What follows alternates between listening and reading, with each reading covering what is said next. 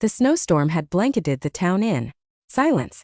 Ice clung to the edges of windows and winds howled down empty streets like forgotten cries from the past. Inside a dimly lit diner on the edge of town, man stood behind the counter wiping down tables that hadn't seen customers in hours.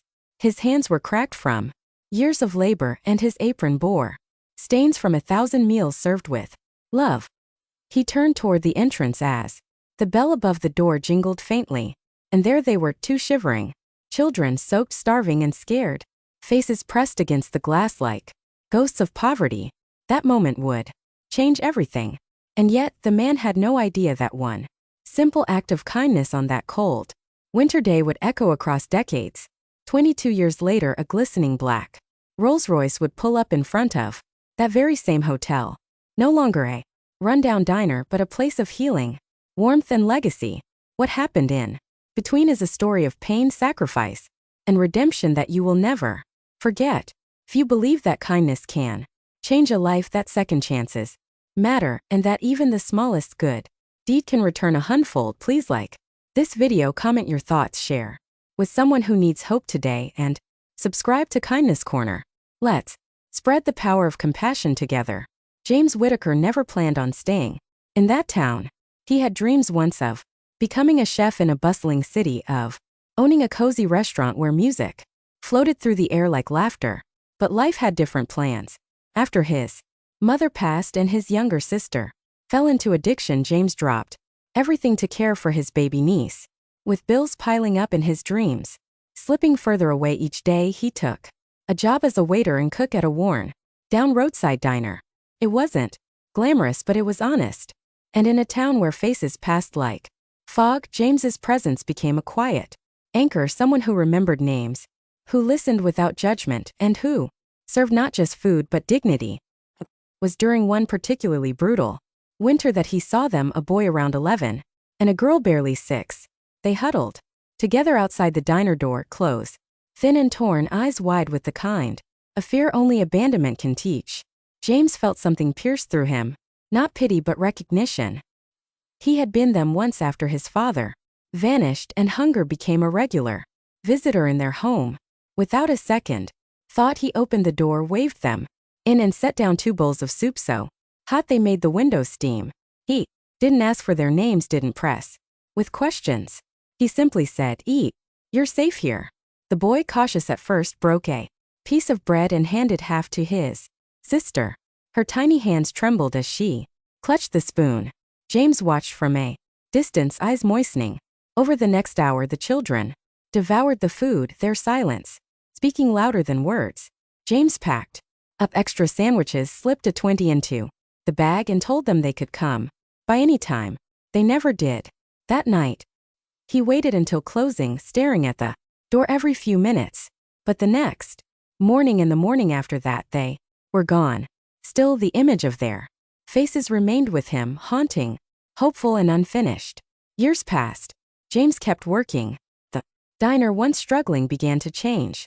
Locals started coming not just for the food, but for the man who remembered their birthdays, who checked in on their sick relatives, who cooked for families who couldn't afford meals. When the owner decided to retire, James pulled every penny he had, took out a risky loan, and bought the place. He renamed it Whittaker's Haven. It wasn't just a restaurant anymore. It became a shelter. During storms, a warm place for those without homes, a community kitchen on holidays. James still wore his apron, still cooked every dish with the same quiet grace. But now it was his kitchen, his vision. But James's life wasn't without pain. His niece, whom he raised like a daughter, struggled through high school, faced depression, and eventually left for college on a scholarship, only to cut off contact for years.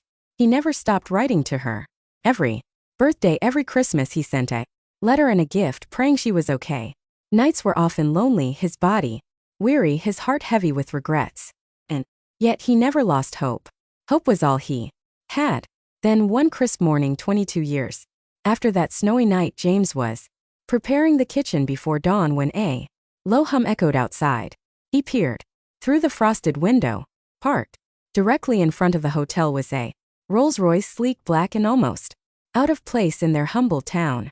The Door opened and out stepped a sharply dressed young man with a confident posture and familiar eyes. Beside him, woman in a crimson coat with golden brown hair stepped lightly on the snow-covered pavement. James's heart paused. Could it be? The man walked into the diner-turned-hotel with reverence, scanning every inch as though it were sacred ground. When he spotted James, he smiled, a slow, trembling smile that broke into tears. You probably don't remember us, he said softly, but you saved our lives. The woman stepped forward, now crying. I was the girl in the purple hoodie. You gave us soup and safety. We never forgot. James stood frozen, the weight of recognition crashing into him.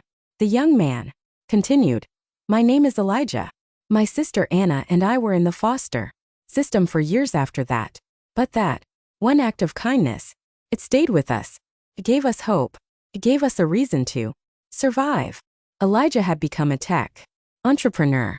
His company now among the top startups in the country. Anna, pediatric surgeon, had built a program to provide free care to underserved children. Both had dedicated their lives to lifting others, all inspired by a single quiet act of grace.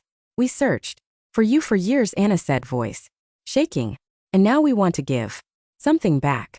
Outside, the townsfolk gathered as Elijah handed James a set of keys. The Rolls-Royce wasn't just a symbol of wealth, it was a symbol of full circle gratitude. But that wasn't all. They also handed him a letter confirming that they had paid off his remaining debts and committed a $2 million donation to Whitaker's Haven to expand into a community outreach center. James, overwhelmed, fell into their arms, tears falling like rain on snow. The town cheered, but more than that, they wept, because they had always known James' worth, and now the world knew it too. If this story touched your heart, please consider liking the video, sharing it with someone who needs hope, and subscribing to Kindness Corner. Let's remind the world that no act of kindness is ever wasted, and that love in the end always finds its way home. Special request: tell us in the comments what's the kindest thing a stranger ever did for you. Your story might inspire someone else today.